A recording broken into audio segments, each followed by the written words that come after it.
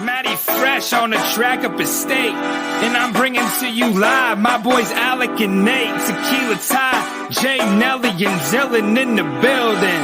So kick it back, pour the drink. We chillin' because I'm boozing and betting and ballin' like I'm 2-6. In the blue kicks, watch me move quick. Yeah, this the blueprint. So who's getting involved? Welcome into the show. This is Booze, Bets, and Ball, baby. And welcome back to Booze, Bets, and Ball, Penn State Football Podcast, brought to you by Big Banter Sports. Well, Nate, you weren't here for the Penn State or the Michigan game. I'm reading your note right now. Wasn't here for the Michigan game review, so we're just going to act like that didn't happen, obviously. It did happen, and it did. Sad about it, though, right? Still. Yeah, it was a tough one, but we're not going to get too much more into that. If you missed the reaction video I did with the legendary Ricky, I'll have that in the bio on YouTube for this video. You could check it out. But we get to move on to Rutgers for the final home game of the year. So quickly, let's just dig into some of the notes here. There we go. Ooh, one ahead of me. Noon kick on F. Yeah, you got a new template. I did. I change it every week. Yeah, it's like high school slideshows all over again. It's great. Noon kick on FS1, senior day, line way too high, 20.5 for Penn State. Matchup predictor gives Penn State a 94% chance to win. All right. Weather not too bad, actually. Partly cloudy, high of 59. That's pretty good for mid-November in State College, actually. That's not bad. Usually, those end of November games can be like 20 degrees, a lot of wind chill. So that's pretty good, actually. Rutgers, man, not too bad this year. I'm going to be honest. 6-4. That's really good. I'll have to ask our guests last time Rutgers made a bowl because I honestly do not remember, but this is their best year in recent memory. Offense, 24 points per game at 310 yards a game. Defense, kind of their solid point here, 18 points per game, less than 300 yards allowed per game. Nate, pronounce this last name for me again. Let's go with Kyle Monangai. Monangai, yeah, the running back. Big season, 942 yards, a nice average of over 5 yards, 7 touchdowns. Gavin Wimsatt, the quarterback. I think still little to be left desired as a passer, but really, really big threat in the run game. 409 rush yards, 7 rushing touchdowns on the season. So a lot to get into here. So without further ado, we're going to bring on our guest here and get into it. We have another Alec here, actually. So, Nate, this is going to be a little confusing for you, I guess. But, Alec, thanks for coming on. Tell us about What's Choppin' and your guys' podcast. Yeah, so I'm the other Alec. You can call me Alex C for simplicity purposes. Right. I'm host of the What's Choppin' Podcast, talking all things Rutgers football. Also on the Big Banter Sports Network. So you can find us at on social media at What's Choppin' Pod, and then on YouTube and all podcasting platforms. Just search up the What's Choppin' Podcast, and that's where you can find us. Awesome. All right, so let's dig right in. Rutgers 6-4 on the season, as I just mentioned. What has kind of been the big changes this year as they became bowl eligible? Just becoming bowl eligible, but kind of soon into the season, I guess, in terms of what had been the case recently. Yeah, a lot of running the ball and playing good defense. That's the Shiano Ball way. Kyle Monangai has been the key to this offense. You guys mentioned him. Also, Gavin Wimsatt being able to run the ball as well as a dual threat quarterback. That's been the biggest key for the offense, at least. The offensive line was a major struggle last year and also in years past.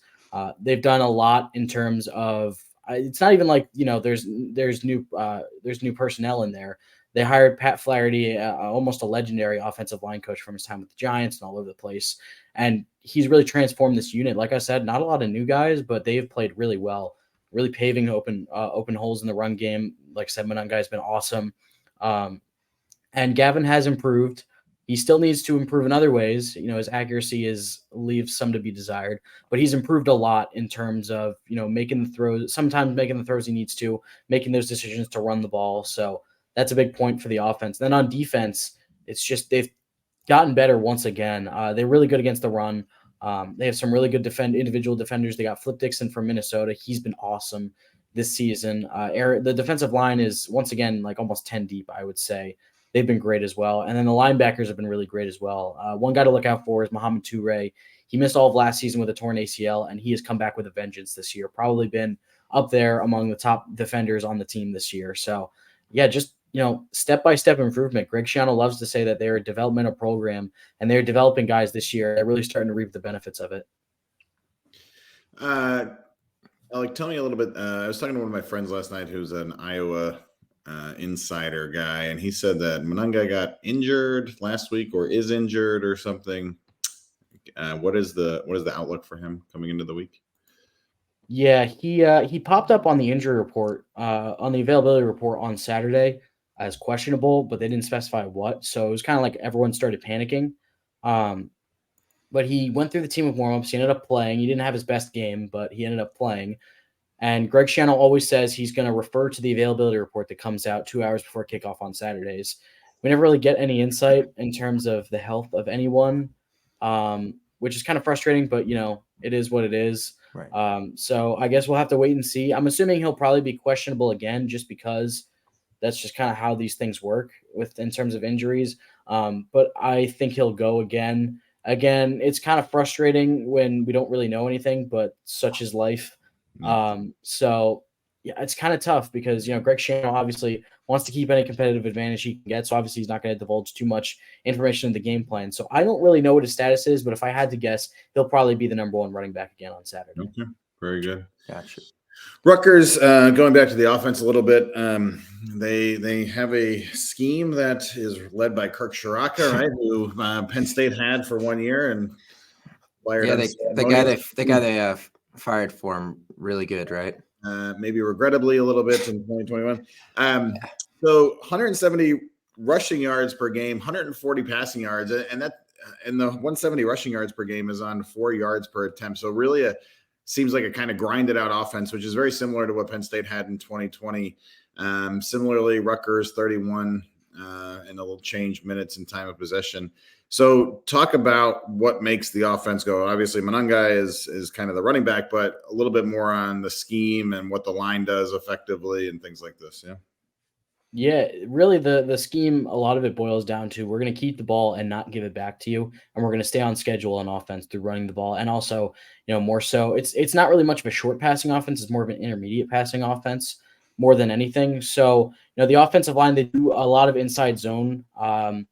That's kind of just like the go-to play for Monangai. And a lot of what he does is he uses his balance and his strength to not get down on at first contact. A lot of the time he'll try to cut outside and then cut back inside. He has great feet and great balance in that regard. And then he just always keeps the legs pumping. He never goes down, almost never goes down at first contact. He keeps the leg pumping no matter what. And oftentimes that'll lead to like a pile of both teams. And the Rutgers offensive line just has a tendency to push forward. They've been really good with that this year, is getting in those piles and just grinding out the extra yards. And yeah, you're right. It's definitely a grinded out type offense where Rutgers' focus is just keeping the ball in their hands, not turning the ball over. One of the interesting quirks about this offense is, like you said, only 140 passing yards a game. They don't throw the ball a whole lot, but Gavin Wimsatt's consistently near the top of the average depth of target leaderboards because a lot of what they do in the passing game is a lot of, either over the middle or to the boundaries, intermediate stuff, 10 to 15 yard routes. That's their specialty. And, guys like Isaiah Washington and Christian Dremel and Jaquay Jackson before his injury against Iowa, that was where they specialized in. Jackson was definitely more of a field stretcher, but he still was doing fairly well in that role. Now that Jackson, his status seems to be unknown, but it doesn't look good for this weekend. It'll probably be a true freshman, Ian Strong, who also played pretty well in terms of that intermediate type game. So Rutgers, a lot of their passing game is not very short at all. In fact, it's more intermediate, and then we'll take the occasional deep shot because Gavin Wimsatt has a tremendous arm. It's just a matter of can he put it on target, which he's been kind of inconsistent with this year. So a lot of what to look out for is that intermediate passing game, the 10 to 15 yard area where they'll just kind of sit someone down in a certain spot in a zone, or if it's man, maybe they'll do some kind of crossers or an out route or something like that. And that's how they get their yards in the passing game. But they are primarily a run-first offense and a time of possession offense. Yeah, and with the the rule change with the clock, that obviously plays a lot bigger role than it used to, especially when you have a pretty solid defense. And, winning games comes a lot easier then if you get to just control the ball and rely on your defense. But kind of getting to the defense. So they've been a really solid unit, only giving up 18 points per game, which is 20th in the country. But I was interested, there's not a ton of negative plays with the defense. I think they're tied for 98th in the country in sacks with 18th with 18. And then they were 124th in the country in tackles for loss with 40. So if they're not really getting a ton of negative plays, how are they kind of stopping teams from scoring? Yeah, sometimes it just comes down to a lot of bend but don't break. Sometimes they'll let teams go from like 20 to 20, and then once they get to the red zone, they'll really tighten up and just not let anyone get anywhere. And yeah, there's not a ton of sacks, but the defensive line does put a lot of pressure on teams. They just have, for whatever reason, I don't want to say they have an inability, but they haven't exactly exploded in terms of sacks. They haven't been able to finish out those plays. A guy like Aaron Lewis comes to mind. He's always near the top of the leaderboards in some of the pressure statistics and QB hurries and things like that.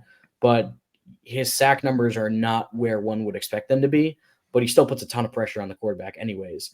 So in that regard, the defensive line, I guess they have a tendency to not really close out plays, but they definitely give the offense a reason to be uncomfortable in the backfield.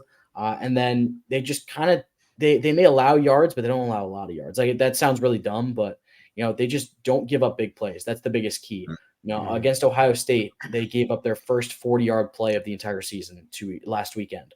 So the biggest key is just limiting big plays. And, that goes from the defensive line to the linebackers to the secondary as well, where they're playing pretty well too. Max Melton had a pretty good bounce back game against Ohio State up against Marvin Harrison Jr. So it's a lot of, there's not a ton of big splashy negative plays, but they're also not giving up a lot of big plays to the other offense. That's where they've gotten a lot of their success this year. Yeah, that's really good. Alec, my Alec and I were talking about that before the game or before the podcast, sorry. And Rutgers is third in long scrimmage yards allowed with 21 of 20 plus for the year. And that's behind only Michigan and Iowa. So right ahead of Ohio State. So yeah, I think that's really spot on insight there that you gave. Yeah, you don't have to worry about the Penn State offense with a ton of big plays either. It's been quite methodical in the run game and honestly in the pass game outside of the end of that Indiana game. So this game might be over in 2 hours. It might be. This clock is just going to run. I wouldn't be surprised if there's like 8 possessions in this game. Two each team a half. I can really see that happening. It might become a grind out for sure. I would like to talk a little bit about the game last week, though, that they had against Iowa. I did not watch the game, but it ended up being 22-0, I think. Yeah. Iowa scoring 22 is insane. So what went wrong there for Rutgers on both sides of the ball? Yeah, definitely a lot went wrong. I'll say that. I was actually in Iowa City broadcasting game for the student radio for Rutgers. So that was great. I'll say this, great environment and great atmosphere in Iowa City. Kinnick Stadium's awesome. Everything there. Did the wave. That was really cool. But the game itself was absolutely not pretty. It was still a game until the fourth quarter. It was 6-0 at the end of the third quarter. And then the floodgates just opened. The biggest thing that went wrong was the play calling was not where it should have been. It felt like, running where they should have passed or passed where they should have run. It just felt like things weren't in sync. Gavin Wimsatt wasn't terrible in the game, but once the second half, I feel like the reaction that you just had was like a looking back to, that makes sense considering Kirk Shiraka. No, it was that is exactly what we went through against Michigan too. Oh. It was like, I actually quite like Kirk Shiraka as an offensive coordinator, but yeah. So that went wrong. The play calling wasn't the best. Gavin Wimsatt really wasn't that bad until the fourth quarter when he started once again. His biggest problem is just sailing throws. And then he threw a really bad interception that led to another touchdown where he was getting a little bit pressured, but he completely panicked in the pocket. His feet were not set, and he just lofted a pass over the middle, and it was an easy interception. So that was really bad. The defense is what I was really disappointed in because, they just kind of – the score wasn't that high until the fourth quarter, but they still weren't looking up to their best. Deacon Hill had one of his best games. I think it was his best game in his 8 or 9 games this season at Iowa. They put up 300, almost actually over 400 total yards, which hasn't happened this year because they really didn't have an answer for some of Iowa's empty sets where they would split everyone out wide and Deacon Hill could just look over the field and, make a pass. And granted, he played well. He threw the ball well, better than I had seen from him before. But the Rutgers defense, I felt like didn't really adjust that well to, what Iowa was doing on offense because, it would get in the empty set, or even if he was in the shotgun with a running back, and they would just find guys, underneath or over the middle, and they just methodically marched their way down the field. And, they were lucky that it wasn't worse because they started to get that passing game going from the second quarter on. After the first quarter, Deacon Hill was 1 of 5 for 1 yard. And from then on, he had a much better game. Now, in the second quarter, in the 2-minute drill, they were looking really good. And then they were driving down the field, and then, Deacon Hill makes a bad mistake. He stares down Seth Anderson, his receiver, and Max Melton had a perfect jump on the route, and that prevented more points at the end of the first half. So there needed to be a little bit more of adjustment in terms of, getting after Deacon Hill and making sure that you get those guys underneath because this is an anemic offense that hadn't moved the ball at all coming into the game.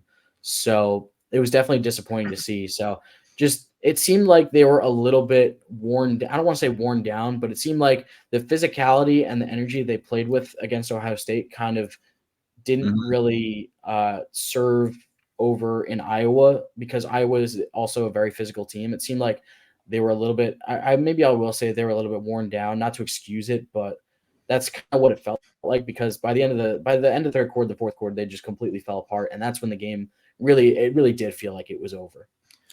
I mean, you don't have to use that as an excuse. We're kind of used to laying eggs after losing Ohio State. So, we get that. It's not anything new for us. But, I'm interested to see because Penn State's offense, we don't know what it's going to look like this week with Juwan Sider, the running back coach, calling plays. Now, you think they're going to call more run plays now, Nate, now that he's in charge? Is he going to get his guys more involved? That's something I'm just interested to see against, this is pretty much a top 5 defense in the Big Ten. So this is not an easy first challenge for him, as a play caller, and, there's a lot of pressure on him here. So I'm interested to see what this looks like because it could be all over the place for Penn State on offense this week. Yeah, I do think they should lean on the run a little bit more this week and not not so many quarterback design runs too. There was a few too many of those last week, I believe, but also not not a wide receiver screen where you got two guys on two guys, and you only need 1 yard on second down too. Lots of mistakes last week. And other Alec, we don't need to get into it, but we can find another time for that. But very disappointing coming off of the game against Michigan. So yeah, just run it. Like, is this a 3:30 kick or a 12? This is a 3:30. 12. Okay. Yeah. So be done at 2, right? And go have a late brunch or whatever in Pennsylvania. You'd be happy. Yeah, seventh noon game of the year for Penn State. I would assume that's probably close to an all-time high, but don't know for sure. That's what big noon does for you. But Alec, do you have any questions you'd like to get into about Penn State? What you've seen this year, what you can expect heading into this game? Yeah. First, I mean, it's really general, but like what's going on with this Penn State team this year? Because granted, the quarterback wasn't going to be their biggest strength, but he has not looked good. The running game has not gotten all along as well as it should have been. The defense has been really good, but the offense has been a mess. So I guess my first question, again, really broad, is what's been happening with this offense this year? It's a lot of things. That's the thing. Like, it's a lot of things. The lack of explosive plays is by far the number one thing in my mind. You saw the Rose Bowl last year. They had an 88-yard run and 89-yard pass play or whatever for touchdowns. They beat a really good Utah team by gouging them with big plays. And this year, with the same people who are here now too. Right. Outside the quarterback change, which we were told was an upgrade heading into the year. So that's that. But Nick Singleton just not been explosive at all, missing a lot of open holes in between the tackles, but not really being put in a space where it's his strengths, where he can burn guys down the sideline, which we saw multiple times this year. I'm still Nate, what's his longest run this year? 21 yards? It was 21 yards against, and it was against Michigan. He had a 21-yarder against Michigan, I think. Yeah. Katron, our longest run from scrimmage, 34 yards that Katron also had against Michigan.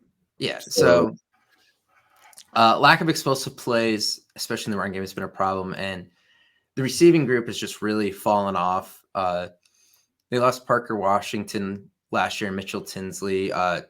Parker was a 5th-round pick, but he's coming off a broken leg. And I think Tinsley was an undrafted free agent. I can't remember correctly I think he was. I don't think he got nabbed in the 7th round. But, 2 guys that at least hung around NFL rosters this year. And you brought in Dante Cephas from Kent State to replace him. You brought in Malik McLean from FSU to also replace them. And those 2 guys, McLean had a really big game against West Virginia. Then he's disappeared. Cephas has been in and out, had a really big game against Maryland, then had 2 catches for 11 yards this year. It's just been a really inconsistent receiver group. They don't take a lot of shots. Part of that is that none of these guys really get separation. They're not a very fast bunch. So I guess the best way to just put it is they cannot get explosive plays. And quite frankly, I don't know if Aller just isn't accurate enough for these long methodical drives at times where they're trying to go 12, 15 yards because it's 3rd and short and he's overthrowing a guy or missing a guy on a slant like he has a couple times with Keandre Lambert-Smith. They love to run this kind of fake inside zone run, kick out slant play with one-on-one with Keandre Lambert-Smith. And I think they're like 2 for 5 on it this year, but the 2 they hit on probably should have been touchdowns if he had thrown the ball in front of him a little more. So it's just all the little small things have kind of added up where doesn't make a lot of sense because on paper there's a lot of talent there, but they just has been pieced together. And it's weird because the defense has given them so many short fields because of sacks and turnovers, and they just really have not taken advantage of it. Yeah, it's interesting. You mentioned that Wimsatt has one of the higher average depths of target. So the Rutgers team has completed 112 passes this year for 1,409 yards, and that is an average per catch of 12.6 yards. Ohio State has an average per catch of 14.2. Now, per attempt, Ohio State is much higher because they are completing much higher level of their passes. Penn State has 10.3 yards per catch, so 2 yards fewer than Rutgers, and they have the same yards per attempt. So, talking about taking shots or not taking shots, Penn State, everything is within 5 yards of the line of scrimmage, basically, except for one game, and that was the Maryland one and the West Virginia couple plays where they opened it up a little bit. But Drew Aller has got to be damn near the bottom of the depth of target. So you can't, now this becomes a Rutgers to Penn State podcast. But you can't get explosivity on the running game. And your passing game isn't explosive, so you're just kind of grinding it out. And they managed to score a lot of points, with the exception of Ohio State and Michigan. They even scored 31 against Iowa, but it's good. That can't last forever, and it failed this last week, and here we are, right? So the defense is out of this world good. The offense is very middling, and then it really gets exposed against good teams. Yeah, and then I guess so. Mike Yurcich gets fired this week. Would you say that he's more of a scapegoat for some bigger problems, or will things get better with an interim and then a new offensive coordinator going into next season? I'll start first. So go ahead. So James Franklin said in his press conference yesterday that they were not calling the game the way they planned it out, right? So you can read into that a little bit, right? But basically what he's saying is that Yurcich went rogue and they actually had a game plan, and then he decided to call it differently, which is, insubordination in some ways. It's kind of self-sabotage in other ways. And so he deserves to be fired for that. Now, is his play calling the sole reason for the wide receivers not being open as much as they were in previous years? And, the running backs maybe not making cuts the way they were, and, the quarterback not being as accurate as you like and not having as good a footwork as you like. No. Right. So there are other things. So it's a little bit of a scapegoat, but there's also things that they need to work on. They need to work on with the personnel and stuff too. There was a report that I I won't get into the details, but somebody leaked from a message board, and it's, some of those units sound like they're in, a little bit of a dire straits. So it's not just him, but getting a fresh start at the helm of the offense is also probably the right thing to do at this time. Yeah, wide receiver recruiting honestly might be a bigger issue than, Yurcich himself. They had Chris Godwin and Allen Robinson, Sean Hamilton, KJ Hamler, Jahan Dotson in recent memory, all guys that did a lot of big things at Penn State. Dotson was a first-round pick. Godwin and Allen Robinson were day 2 picks. So, you had some things to sell guys on, and you didn't really get anyone, off of that. It kind of went downhill there. And guys they brought in, the 2022 class, they brought in 5 of them. None of those guys have really flashed yet or done anything. So you're relying on some older guys and some older transfers that, didn't do a lot at other stops. So the receiving thing probably was a bigger deal, but I also have problems with the way guys like Singleton were used, where, like I mentioned earlier, there was not a concerted effort to get him out into space and do stuff with him, or take advantage of the fact you have 2 really good tight ends outside. And, the Ohio State game, they run that T formation play a ton in short yard situations on the goal line. And then you get in the Ohio State game and you have a bunch of those situations and you don't use it. So, it's just mind boggling. And, then the other thing, bringing out a Bo Perbula package and having Keandre Lambert-Smith throw a pass 40 yards downfield against Maryland, and then you don't do any of that stuff against Michigan. I just didn't understand. You had Katron throw a pass against. Oh yeah. Katron did throw a pass. Yeah. But okay. So it was for 2 yards.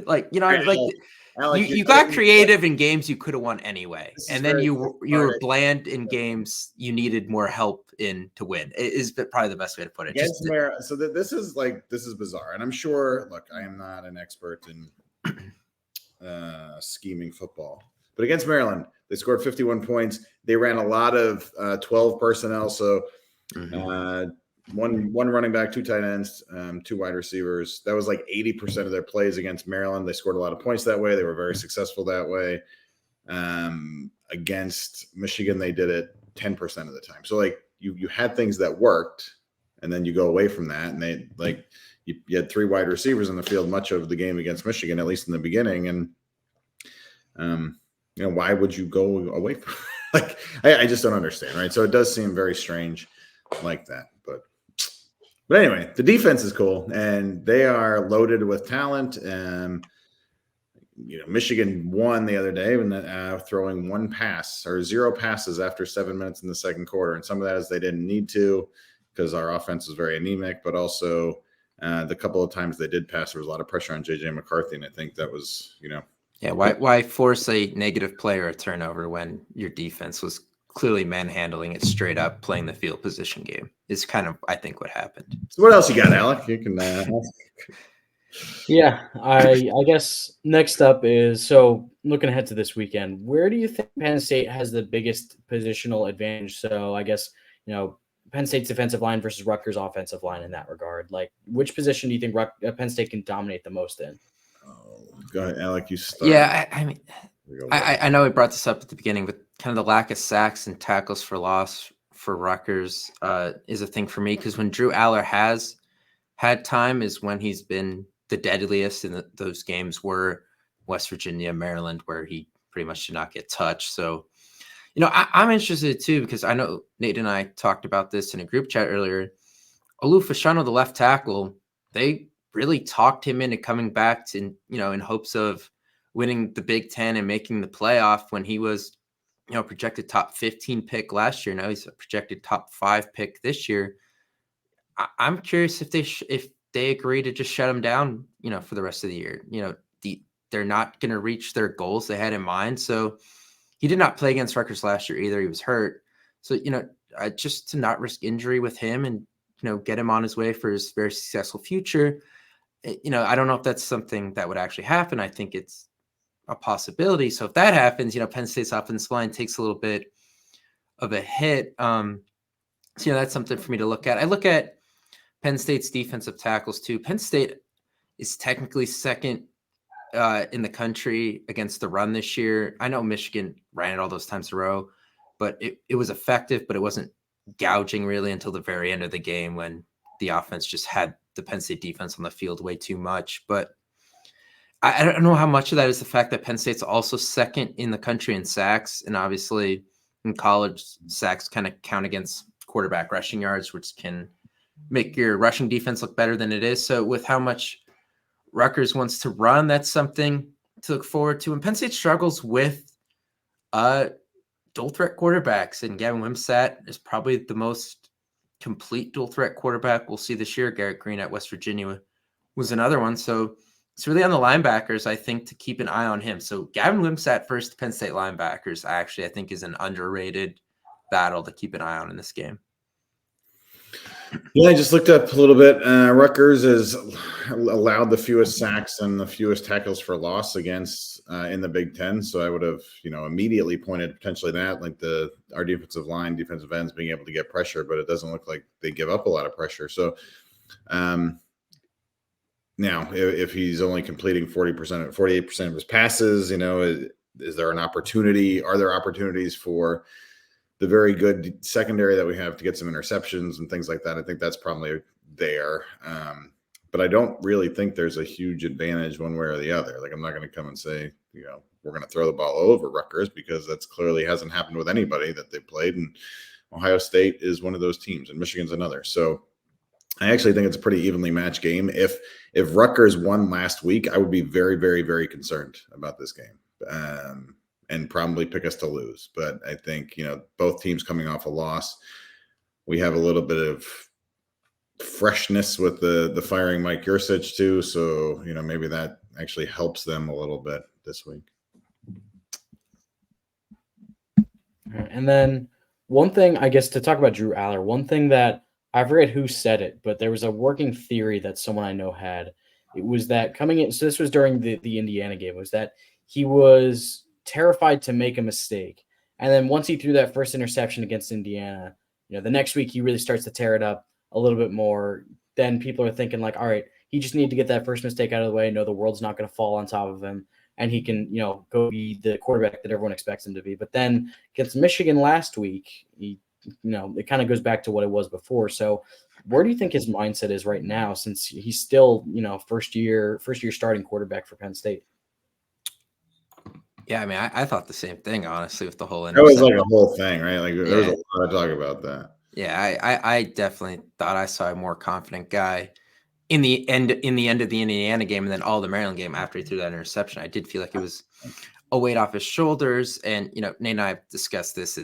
He sat behind Sean Clifford last year, who like half the fan base hated every time he threw an interception. Everybody booed him and chanted for the backup, and like maybe that, sitting there on the bench and hearing that, kind of had a mental thing on him. But I don't know, because I don't know how much of it was the fact that they just had zero game plan against Ohio State and Michigan and teams that had solid secondaries that could cover these receivers. He just couldn't do anything with the ball. So I thought he looked more confident in the Maryland game for sure. And then early in the game against Michigan, he didn't look too bad. And then it just got really out of hand. But it's hard to tell what his mindset is. And now that, his quarterback coach is gone, I don't know where he's at right now. So I'm honestly interested to see how he comes out and handles this game. If it's going to be, if it's going to be as bad as like the Michigan performance, if it's going to be as good as Maryland or West Virginia, or it's going to be somewhere in the middle, like his games against the likes of Illinois and Northwestern, where it was like 50% completion, didn't really make any mistakes, but, didn't do a lot good. So those are the, I don't know what to expect, honestly, because it's kind of a whole new thing for all of us to see where he's at, because a lot of adversity on him right now for a young guy. The first game of the year, he had 22 of 30 for 332 yards and 3 touchdowns against West Virginia. West Virginia turns out to be a pretty good team. Last week he was 11 for 23 for 74 yards. So like the fall off and kind of the slow decline with a little bit of ups and downs, but still it's not it's really dramatic. And even against Maryland, where we just talked about him killing it, right? He threw for 246 yards on almost 40 attempts. He had a lot of touchdowns. So I don't know what is going through his mind right now, but I can't imagine it's great. I just want him to have some confidence and do the things that he used to do in high school. And even when he came in last year, when Clifford was out a few times, like he looked much more confident, much more decisive. And that seems to be gone now. If you watch some of especially Ohio State and Michigan, like he's just kind of chucking and hoping, and wide receivers are not necessarily in the places they're supposed to be either. So it's not all on him, but he's also got very happy feet and he's not accurate with things. A lot of balls behind crossing receivers and, out routes and things like this. So it's not broken. I mean, but it's not good either. Yeah, I mean, he has a 21-1 touchdown interception ratio, and it doesn't look right. Like you don't hear that often. So it's a very odd situation for sure. Yeah, and I guess I got one more. So it's going to be a little bit out there, but when you talk Greg Schiano, he's always going to talk special teams, and special teams seem to always come into play when you go against Rutgers. Whether it's a blocked punt or something on a punt team like it was against Michigan State or Indiana, or something along those lines, like a fake here and there or whatever. Do you think there's an important aspect of special teams where this game could possibly swing? Because when Greg Schiano comes to town, it always feels like something's going to happen on special teams. Do you think there's an aspect of special teams that this game could really flip over on? 100%. Yeah. Like that is one phase of the game, right? So do we block punts? No, we almost had one blocked against Maryland. Every time there's one of these Australian kickers that kind of, rolls out, am I scared to death that they're going to get blocked? Yeah, every time, right? So that could very easily happen. Although you'd like to see, I don't know if you saw in the Ole Miss game the other day, that dude ran for like 20 yards their punter ran for like 20 yards on a first down because people stop paying attention to them sometimes when they roll out like that. You'd like to see that some more. But a punt return or block could dramatically change the game. Yeah. Especially, punts are going to be at a premium. Yeah. Penn State special teams, I think we were actually nervous about them heading into the year. They have not been that bad. They've pretty much, outside the first game this season, they've made every meaningful field goal they needed to. They've returned 2 punts for touchdowns. No one really returns kickoffs against Penn State because they always kick them into the end zone. So there hasn't really been anything negative, but at the same time, Penn State really hasn't dealt with any trickery from other teams on special teams because the game, like pretty much every single Penn State game has been so lopsided one way or the other this year where it wasn't necessary.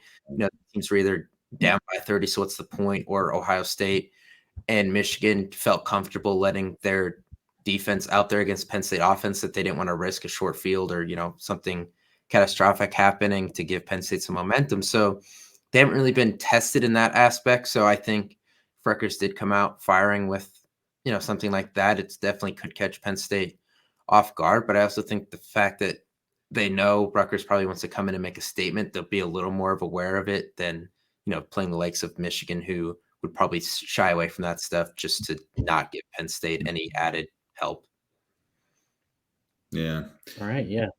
And then the only other thing, like last year, I was worried about Soraka coming back because he was the OC at Minnesota last year after Penn State fired him, and like Manny Diaz against the Kirk Soraka offense looked really good last year. So, hopefully that go for us. No offense, Alec. I want us to win this game, but hopefully he can do the same thing that he did last year. But yeah, so I guess we'll just finish off with some score predictions here. I'm just going to flat out say I think 20.5 for a line is a lot just based off of what Penn State is going through right now. It's going to be a noon sleepy start. Just how it is with all the questions on offense in the coordinator position right now for Penn State. So I'm kind of in like a 24-13 range. Honestly, I think the Penn State defense is good enough where Penn State could handle 10 teams, the other 10 teams on their schedule outside of Michigan and Ohio State, and I still believe that no matter how bad this offense looks. So I'm sticking with that. I don't think it looks good on offense, but I think the defense stays motivated because a lot of those guys are still kind of battling for their drafts, their draft position too. There's a lot of guys that are going to leave after this year and head to the NFL, and those guys are still going to battle to get drafted as high as they can. So I still expect that unit to play really hard the rest of the season. So I think defense is the difference in this game, but I have a really hard time seeing Penn State coming close to covering this game. Go ahead, Alec. What do you got? Yeah, I've been thinking about this, and I really have no idea how this game is going to go because we could see 4 totally different games here. We could see a completely demoralized Penn State team and a completely demoralized Rutgers team. We could see a completely demoralized Penn State team and a completely alive Rutgers team. We could see, a completely demoralized Rutgers, or I mixed that up. Either way, you could see this go any direction. You guys get the point. So you really don't know how it's going to go, especially because both teams are coming off of 2 of their more demoralizing losses of the season. Yeah. So I've been thinking a lot. I don't really know how this game is going to go. I don't think it's going to be very high scoring. I don't think Penn State covers. Those are the 2 things that I know that I feel like I can have confidence in. So I think I'll go with like a 20-6 or like a 20-10 type thing where Rutgers isn't exactly knocking on the door, but they keep it close for a while, and Penn State does just enough to pull away so that it's not a comfortable win, but you never really feel like you're in danger. That's how I kind of feel like this game is going to go. Yeah, was that the 2018 game out in Rutgers? I think was like that. Was that game like 13-3 or something? Like, something like that. Rutgers ran the Philly special play, and the quarterback dropped. Yeah, that I wide open dropped it in the end zone. I could. Yeah, I see what you're saying, and I never felt like totally threatened watching that game, but also wanted to pound your head against the wall the entire time. I understand what you're talking about, and I could definitely see that this being like that. I think it can be one of those games too. And I where you say, Alec, you said that, not totally out of hand, but you feel comfortable, you never feel threatened. I think it's the other way around for the Penn State fan. Like you never feel comfortable with the lead as it is. And it's like it was against Illinois or Indiana this year where there's a chance late in the fourth quarter to blow it. And, it just kind of works out. So I'm going to say like 17-6. Penn State wins, and maybe it's like 10-6 in the fourth quarter or something. We managed to score a touchdown, but it's going to be close, and I'm going to hate every minute of it. So, yeah, I don't even know if I'm going to watch this game. I have friends running a marathon this weekend. I don't know if I'm going to watch this. I have a friend who's a Rutgers graduate, and I know he will text me for every minute that it's like within 1 score. So I won't have to watch, but that's funny. All right, so that's going to do it for this one. Alec, thank you again. Yeah, very good. Make sure you guys check out the What's Choppin' podcast. Really great stuff. So we'll see you next week, win or lose, obviously. So we'll see you then. One more to go, or 2 more. One more. 2 more. Yeah, 2 more. All right.